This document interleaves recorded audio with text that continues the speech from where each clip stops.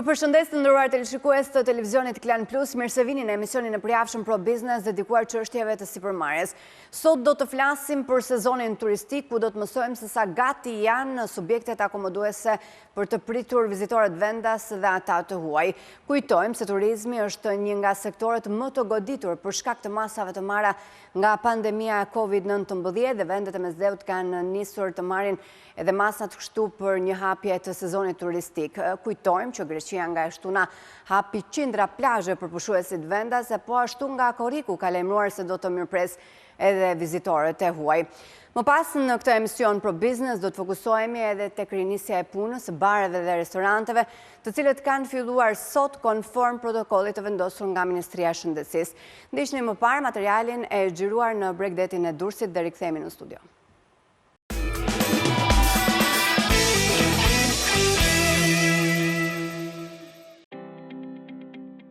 Subjektet akomoduese në Bregdetin e Durrësit kanë marrë masat për të qenë gati në çdo rast në pritje të pushuesve vendas dhe të huaj. Blerim Norja është një nga sipërmarrësit i cili me të njohur me draftin paraprak të protokollit që duhet të ndjekin hotelet për të shmangur për hapjen e koronavirusit ka nisur menjëherë ta zbatojë. Atëherë, ne kemi filluar me masat fillimisht me pjesën e plazhit, me distancat e çadrës, pavarësisht se këto masa ne i kemi zbatuar edhe nëpër vitet e më përparshme, distanca ka qenë goxha të mjaftueshme, distanca e tavolinave dhe karrigeve nga njëra tjetra, masat për përdorimin e maskave të personelit të shërbimit dhe sanitarët, maska doreza, disinfektues dhe në disinfektimin normalisht subjekti ynë e kemi pas bërë rregullisht, por që kur ka filluar masa shtrënguese me Covidin, ne kemi disinfektimin javor. Bëjmë çdo ditë kanë disinfektim të gjithë ambienteve, të jashtme, të brendshme dhe dhomave.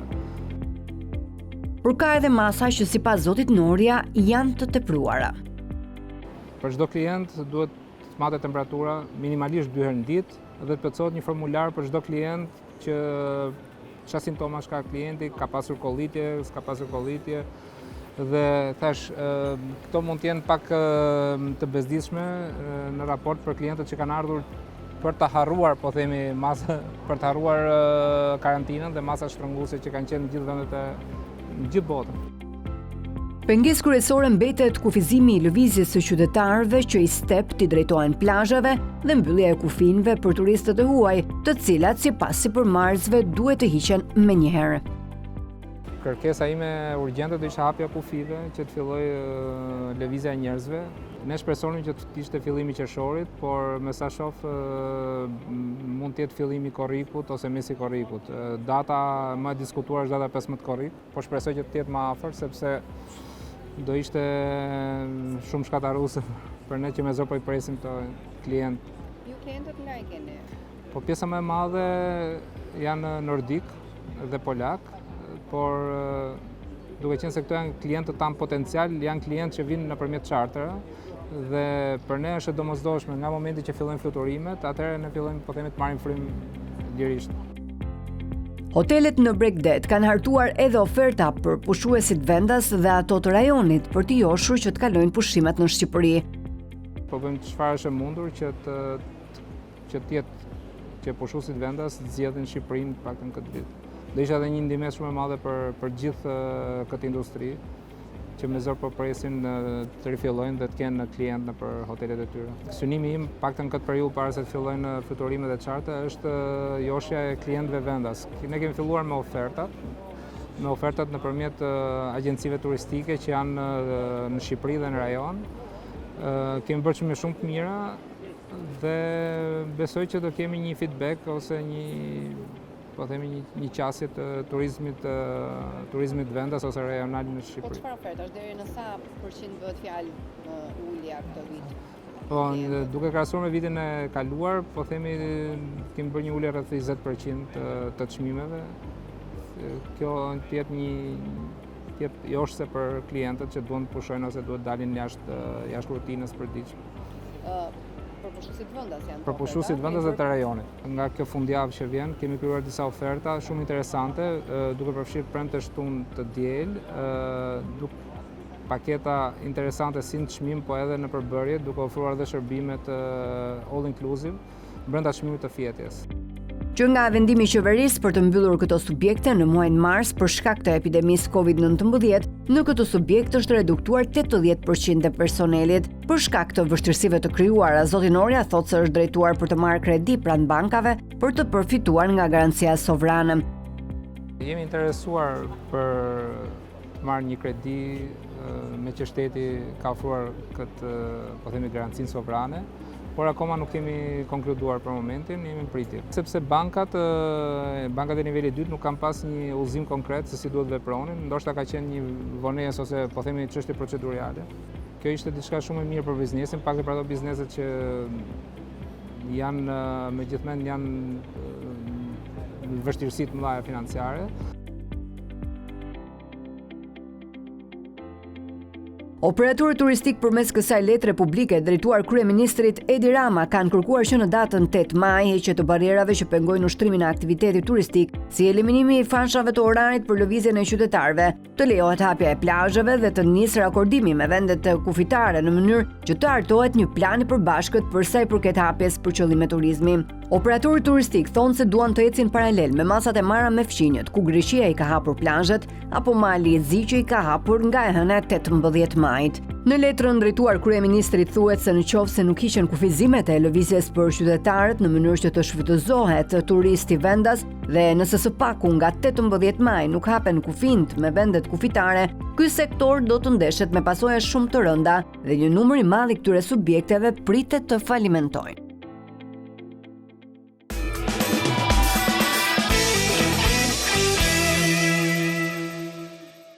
Mirë, jemi rikthyer në studio dhe unë jam me zotin Kujtim Dervishi, kreu shoqatës së restoranteve turistike në vend. Mirë se erdhë. Faleminderit, mersi që jem pjesë e emisionit tuaj. Faleminderit. Na flisni pak më tepër për anëtarët e shoqatës tuaj, sa subjekte keni? Shoqata e restoranteve turistike shqiptare ka një shtrirje në gjithë Shqipërinë dhe anëtarësia e jonë përbëhet nga restorante, nga bare, nga bujtina, të cilat operojnë në fushën e turizmit. Neve në rang kombëtar kemi mbi 100 subjekte. Janë të gjitha pra bujtina, restorante, bare, që kanë qëndruar të mbyllura gjatë kësaj kohe. Ndërkohë, qeveria ka publikuar edhe protokollin që tregon se si do të operojnë të gjitha këto biznese, pasi nga dita e sotme kanë rinisur punën. Si u duken kushtet e reja dhe a do të jenë në gjendje këto subjekte të zbatojnë me rigorozitet?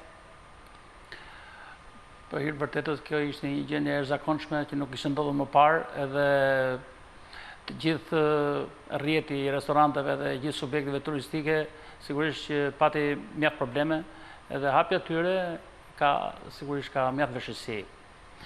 Qoftë financiare, qoftë me stafet, edhe duhet një riorganizim i ri i këtij shërbimi. Çfarë do të thotë riorganizim i ri?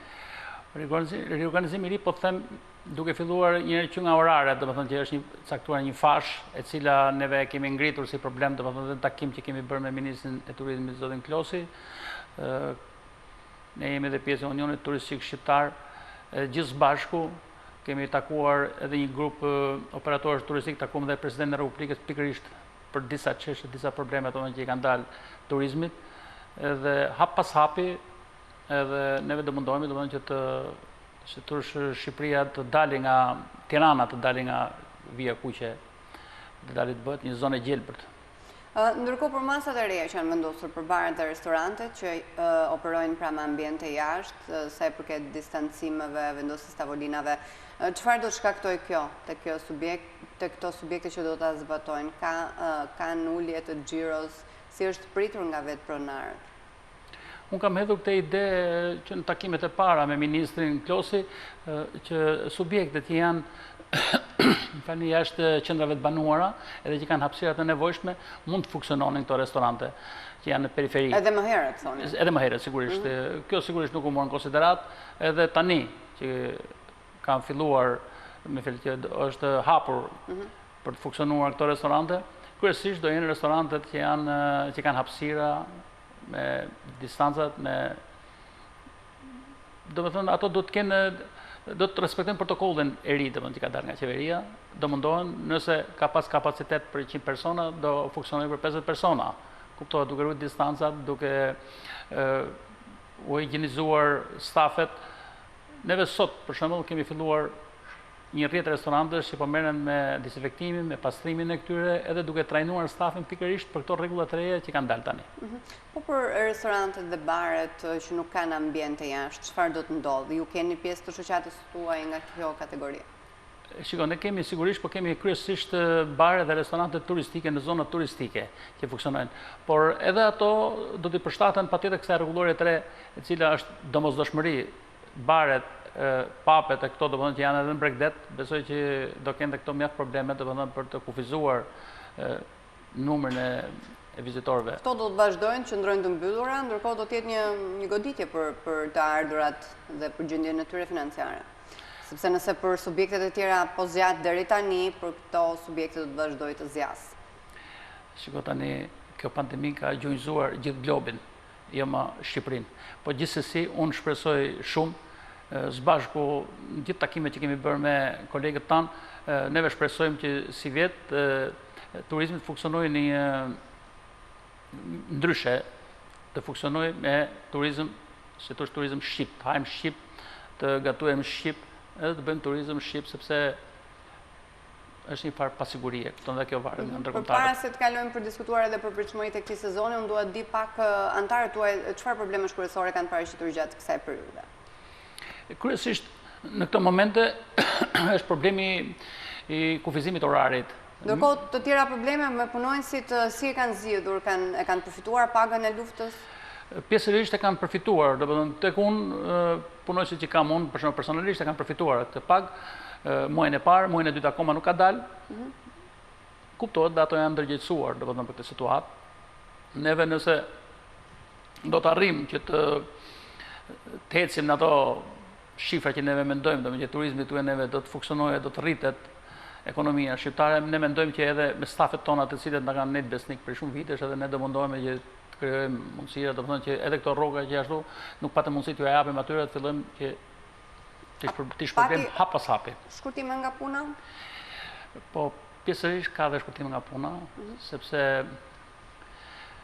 kapacitetet e hoteleve dhe restoranteve kanë pas mjaft punonjës të cilët përgatiteshin për këtë sezon turistik, duke marrë shkas nga viti kaluar, i cili ishte një bum turistik, edhe si vetë vërtet pritesh një fluks i madh i turizmit, sepse Shqipëria duam themi neve është një parajs e fshehur në Ballkan, edhe për hir të vërtetës neve na u ngripu qeshja këtë vit. Ndërkohë, Greqia nga e shtuna i hapi qindra plazhe për pushuesit të vendas, po ashtu nga një korriku parashikojnë që t'i hapë edhe për të huajt. Ndërkohë, ju si shikoni angazhimin e qeverisë shqiptare në këtë drejtim për hapjen e sezonit turistik në Shqipëri, qoftë për pushuesit vendas dhe më pas gradualisht për ata të huaj? Shiko, kjo varet edhe nga kultura e njerëzve për të respektuar rregullat që janë vendosura në këto raste, nga Ministria e Shëndetësisë edhe nga qeveria. Unë mendoj domethënë që ne duhet të jemi mjaft strikt për sa i përket kësaj rregullorie. E qeveria sigurisht i shikon këto probleme për arsye që këto restorante ose gjithë rrjeti turistik që do hapet, domethënë qëllimi është që neve mos rikthehet koronavirusi këtu në Shqipëri për herë të dytë. Edhe mendoj që neve do ja dalim. Mendoni pra se është një hap i dur, kjo pritja që po bëjmë, domethënë mos hapja e nxituar? Po, unë e konsideroj domethënë një hap i domosdoshëm është që neve të respektojmë këto rregulla, edhe turizmi këtu në Shqipëri që neve, unë mendoj dhe kam shumë shpresë, edhe kolegët e mi, që turizmi shqiptar këtë vit do të ketë, jo ato përmasa që ka qenë vjet, po unë ma merr mendje që si vjet do jetë mjaft i suksesshëm. Nuk dihet për sa kohë do të vijojmë me këto kufizimet e daljeve, sepse sa kohë njerëzit janë të kufizuar për të qarkulluar, edhe turizëm nuk mund të ketë që në maj apo nuk e ditë derisa do të zgjasin këto masa. Është e domosdoshme që të hiqen kufizimet për qytetarët. Kjo fash sigurisht që me kalimin e kohës do të hiqet dhe do duket që njerëzve do të duket që s'ka qenë e domosdoshme, po unë mendoj që është e domosdoshme.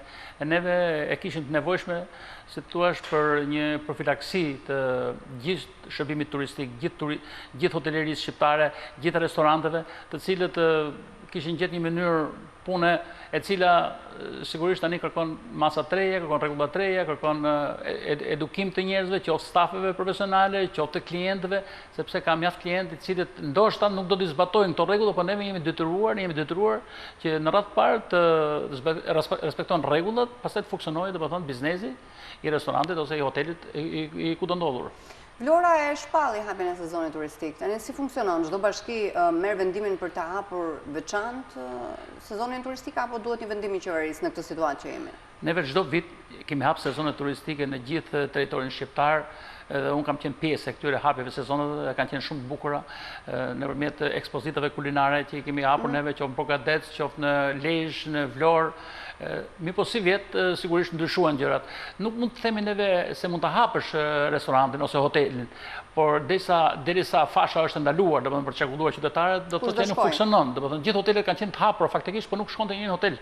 Edhe kjo ishte një pengesë, domethënë duhet të hapet, lirohen që të shkojë, domethënë shkojnë turistët, shkojnë klientët që të quhet e hapur domethënë biznesi. Çfarë thonë anëtarët tuaj? Ka interes edhe nga tuajt për të vazhduar për të ardhur në Shqipëri pavarësisht të situatës, si e shohin? Edhe ju si media, po edhe neve e ndjejmë që Shqipëria është tashmë është konsideruar si zonë e gjelbërt. Edhe kur them zonë e gjelbërt është mjaft të kërkuar Shqipëria për sa i përket turizmit, qoftë bregdetar, qoftë turizmi malor, turizmi i kulinarisë, që është një bilet hyrëse për gjithë turistët e huaj që vinë në Shqipëri për ushqimin, për traditën që kemi neve. Edhe siç thash edhe në fillim, nuk do të kemi ato për masa, atë rritje, atë fluks turizëm, po gjithsesi unë shpresoj që shqiptarët si vit do ta bëjnë turizmin brenda vendit tonë. Duhet të ndalesha, kush do ta mbajë turizmin këtë vit? Kush do ta bëjë turizmin këtë vit? Do ta mbajmë neve, Shqipëria, Maqedonia, Kosova, fëmijët tanë që janë përreth, të cilët do të besojnë tek Shqipëria, do besojnë te bregdeti jon, do besojnë ke këto rregulla që po vendosen, do besojnë ke ushqimi, ke korrektesa, ke shërbimi e gjithçka që neve do të implementojmë, domethënë për këtë sezon turistik, i cili nuk mund ta quajmë më sezon, por Shqipëria turistike do të vazhdojë gjatë 12 muajve do të ketë sezon turistik. Por për të joshur në këtë drejtim kam përshtypjen duhen oferta që të tërheqin vizitorët. A duhet një bashkëpunim edhe me qeverinë për të dalë pak më fuqishëm me këto oferta dhe me thirrjet për të kaluar pushimet në Shqipëri, dhe a jemi të vonuar në pjesën e marketingut në këtë drejtim? Këtë për hir të vërtetë do ta bëjë Ministria e Turizmit dhe Agjencia Kombëtare e Turizmit që merret direkt me promovimin përveç gjithë secili që e bën në mënyrë individuale, çdo subjekt. Por si vjet pati një problem të madh për arsye se u pezulluan panajiret. Për shembull, ne ishim të angazhuar për të marrë pjesë në panajirin e Berlinit, bashkë me disa shefa kuzhinës për të ekspozuar produktet tona në panajirin e Berlinit. Sigurisht edhe agjencitë tjera turistike do ishin pjesë e këtij panajiri dhe në momentin e fundit u anallua, domethënë që kjo nuk ka ndodhur kurrë. Edhe duke mos marrë pjesë në panajire, sigurisht promovimi bie. Po gjithsesi, qeveria mund gjej ka media ndërkombëtare të cilët promovojnë Shqipërinë në këtë rast që jemi neve, domethënë është e domosdoshme që gjithë mediat, edhe po t'i vëmë re, edhe mediat në Shqipëri, edhe juve personalisht, po jepni shumë rëndësi turizmit në Shqipëri. Edhe tani po kuptohet që turizmi është një hallkë e rëndësishme e ekonomisë shqiptare. E qartë. Ndërkohë, Kryeministri Rama ka thënë se këtë verë nuk do të rinovohen lejet për plazhet private, bëhet fjalë për ata persona që merrnin me qira parcela të ndryshme në Bregdet, vendosnin shezlong dhe çadra dhe operonin si një bar kafe e thjeshtë. Këta nuk do të ekzistojnë pasi shezlongët dhe çadrat do të vendosen vetëm në drejtim të hoteleve. Si u duket kjo nismë? A penalizon një pjesë të biznesit? Sigurisht që qytetarët mund ta mirëpresin, por ç'do thotë kjo për biznesin? Unë dëgjova vendimin që ka marrë kryeministri në këtë rast. Sigurisht hotelet që janë në Buzdetit do të kenë plazhet e veta, që është domosdoshme se në gjithë botën kështu funksionon. Por edhe kjo që thonë juve, ose më mirë që ka thënë kryeministri, është një domosdoshmëri të liberalizohet pak Bregdeti, sepse edhe njerëzit nuk i kanë gjithë mundësitë, domethënë që të jenë të akomodohen nëpër shezllone me ato pagesa me këto, besoj që do ndryshojë edhe kjo. Po me kalimin e kohës, fazë pas faze, sigurisht do zbuten edhe gjëra të tjera. Ndërkohë mendoni se njerëzit do ta kenë në ndërgjegje që në këto vende që do të jenë në hapësira publike do të ruajnë distancën me ata çadra që do të vendosin vetë? Këto do të jenë rregulla, edhe neve kërkojmë që këto të zbatohen dhe më thënë në mënyrë përpikt. Është një domosdoshmëri për sa i përket këtyre rregullave. Për sa i përket hotelit ose subjektit turistik, përgjegjësia kryesore është e administratorit. Jashtë këtyre ambienteve pastaj është dhe e qytetarëve, sepse siç jeni ndjeni dhe juve, Suedia e la të lirë karantinën edhe ato me edukatën e tyre sigurisht që nuk i shkelin rregullat, kupton, apo nuk grupohen, nuk grumbullohen, domethënë në vende pa vend, domethënë. Kështu që kjo është domosdoshmëri që njerëzit edukohen. Ndërkohë ju operoni edhe në një aktivitet tuaj, bar restorant në zonën e Dajtit. Si duket atje situata? Ka frekuentim nga ana e qytetarëve, edhe pse i kanë munguar pra baret dhe restorantet që kanë qenë të mbyllura, por në përgjithësi e pëlqejnë, e frekuentojnë në zonën e Dajtit? Për hir të vërtetës, Dajti është një atraksion turistik mjaft i kërkuar për Tiranën. Edhe si i tillë, njerëzit nuk mbahen, është e pamundur domethënë ti pengosh që mos t'i lejosh njerëzit të ushtrojnë aktivitetin e tyre turistik domethënë nëpër fushat e Dajtit në formë pikniku, kuptohet. Unë sapo zbrita nga Dajti për të ardhur në emisionin tuaj, edhe më bëri shumë përshtypje aty një lukuni makinash të cilët me familjet e tyre në piknik ushtrojnë piknik. Edhe aty është vendosur nga AKZM-ja, nga Agjencia e Zonave të Mbrojtura, është vendosur një postoblok i cili nuk i ndalon dot, është e pamundur t'i pengonte dot domethënë qytetarët për të shkuar, sepse mas kësaj karantine sigurisht që kanë nevojë të dalin ajër pas, kanë nevojë të dalin në natyrë. Kjo tash i bën të mundur që njerëzit t'i kërkojnë zonat e gjelbër, si thua, të dalin jashtë qytetit. Kjo duket se do na ndryshoj pak edhe preferencat në vijim për shkak të dëshirës që kemi për dalë. Po, është e vërtetë edhe unë, meqense juve përmendët Dajtin, po flas dhe për veten time, unë kam marrë një sipërfaqe 1 hektar tokë aty, e kam vënë në dispozicion për kamping, për qytetarët të vinë, domethënë kam krijuar një barbekue të madhe, kam krijuar vend për kampera, kam krijuar fusha voleybolli, këndë lorësh, që qytetarët që nuk duan të hyjnë në ambientet e restorantit, mund të vinë me gatimet e veta, edhe mund gatojnë vetë, mund të rrinë vetë, ose nëpër tavolinë që kanë vendosur aty, ose nëpër bar, nëpër këto, është një domosdoshmëri, domethënë, jo për në Dajt, por në gjithë parqet kombëtare të vendit duhet ta bëjnë këtë punë, sepse njerëzit tani duan natyrën.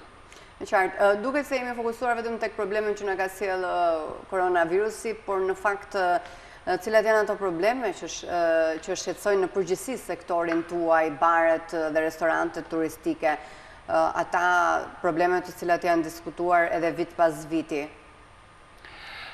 Tani probleme turizmi ka.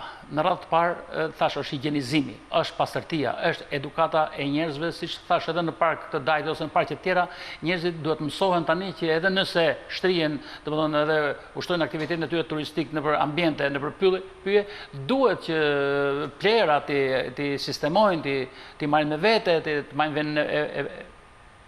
venin e pastër, tavolinat e tyre ti marrin pastra. Edhe kjo do të hap pas hapi besoj që do bëhet edukata për qytetarët. Në këto kushte që po rinisin aktivitetin pra këto subjekte bar dhe restorantet, a ka nevojë për ndryshërje dhe lehtësi të tjera nga ana e qeverisë? Shiko, neve kemi kërkuar edhe herë tjera mjaft taksa që neve i paguajmë, në qeveria duhet këto taksa, domethënë duhet të kishte fshirë nga sistemi i tatimor. Por gjithsesi, edhe kjo fasha e qeverisë domethënë këto për bankat të cilët ushtrojnë ndihmën e tyre për sa i përket subjekteve turistike, por ka mjaft biznese që ato fitime që i fitojnë si vjet duhet të investojnë për vitin e ardhshëm. E të gjithë ne jemi domethënë për të zgjeruar aktivitetin, për sistemuar, kështu që edhe këto bizneset jo se janë gjithë të gatshëm për të marrë kredi, domethënë sepse ka shumë subjekte që i kanë nga një kredi. Ose mund të kenë dhe 2 kredi, edhe kështu që banka i penalizon, nuk i lejon të marrë kredi, kështu që do të ketë mjaft vështirësi. Do të ndryshojë gjithçka, nuk do jetë më siç ka qenë domethënë sistemi i turizmit. Nëse një person ka bërë për shembull një lloj shërbimi, nesër do të bëjë 2 punë, do të bëjë 3 punë, pastaj punë. Domethënë neve do të futen njerëzit, i futen punës, do të punojnë gjithë që nga pronari edhe deri ke sanitarja. Pra e thoni që garancia sovrane nuk është se e ka zgjidhur shumë këtë pjesë për një kategori të mirë biznesesh që janë kredimarrës pranë bankave. Thash ka mjaft vështirësi ekonomike për gjithë neve që flasim këtu, se po të ishte që neve të ishim të pasur sigurisht që nuk do t'i lenin punonësit tanë, domethënë pa u dhënë rrogat, pavarësisht se shteti do t'i jepte ato pagën e luftës që ka vendosur, por gjithsesi duhesh, sepse ato njerëzit llogaritë atyre i bëjnë domethënë për mujore ose 15 ditore edhe i kanë syt ka ai biznes që janë lidhur me të. Kjo punë unë dëgjova dhe ministrin e financave që tha edhe për muzikantët ose këngëtarët ta mund ndryshojnë profil profesion tha, sepse nuk ke punë në këtë, do bësh një punë tjetër. Domethënë pranë thashë do ndryshoj gjithçka domethënë në këtë punë. E qartë, ndërkohë përsa i përket taksave që u thoni do ishte mirë të fshihen apo të shtyen disa, cilat taksa konkretisht do t'ju vinin në ndihmë nëse do të merresh në konsiderat për të ulur apo zëruar nga qeveria? Unë për shembull do kërkoja në radhë të parë që biznesi mos të paguante sigurimet shoqërore për këto 3 muaj. Domethënë sepse punojësit janë në shtëpi, po nuk funksionoi biznesi, nuk ka sesi të paguaj ashtu sigurimet shoqërore për punojësit që rrinë në shtëpi. Më mirë do ishte domosdoshmë që të jepje një rrogë punojësit se sa tu paguash sigurimet shoqërore dhe kjo mendoj që duhet të ishte kështu edhe pastaj edhe taksat vendore që kemi neve domethënë duke filluar taksat e pastrimit, taksat që ka bashkia, edhe ato duhet fshihesh nga sistemi. Po gjithsesi mendoj hap pas hapi edhe qeveria do të bëjë tolerimet e vetë se është e pamundur. Edhe shteti nuk ka interes që të falimentojnë bizneset, të falimentojnë një hotel i turizmit, të falimentojnë një restorant, kështu që mendoj që edhe biznesi, edhe qeveria do të gjenë një gjuhë domethënë për të kaluar të situatë. Kur mendoni se do jemi gati për nisur sezonin? Fillimisht për përshtysit vendas. Po sezoni turistik normalisht lidhet edhe me hapjen e linjave ajrore, domethënë për ndërkombëtare. Sepse këtu ka mjaft kompani që kanë lidhur kontratat për në Shqipëri, ka shumë kompani janë kanceluar, po ka dhe nga ato, domethënë që siç thash në fillim, duke parë Shqipërinë si një vend sigurt, janë të gatshme për të ardhur për të kryer pushimet në Shqipëri. Po ti thuash për shembull sot një shqiptari të thuash juve që ke një bilet për në Itali për shembull për të shkuar me pushime, nuk besoj që do ta pranosh ti. Më mirë do pranosh shkosh në Sarandë, shkosh në Vlorë, shkosh se sa do të shkosh jashtë shtetit. Edhe kjo është pozitive mendoj për turizmin tonë. Cilat vende janë më të interesuara? Pra, cilët qytetarë të huaj për të kaluar pushimet në Shqipëri? Shiko, këtu unë nuk është se merrem konkretisht, por nga që jam dhe antar i bordet i Unionit Turistik Shqiptar, di që kompani polake, çeke, këto të cilët zënë një vend të rëndësishëm për sa i përket turizmit shqiptar, nuk janë kanceluar ato presin në këto mase që po vendosim neve. Ne kemi një takim pas nesër dhe me ministrin Klosi pikërisht për të saksionuar sakt këto masa, qoftë për transportin publik të tyre, sepse do vinë me avion, duan autobusët të shkojnë në destinacionet e tyre, edhe mendoj që do gjejmë gjuhën, do gjejmë kohën që të përshtatemi domethënë për këtë situatë. Qartë. Zoti Dervishi, unë ju falenderoj për këtë intervistë.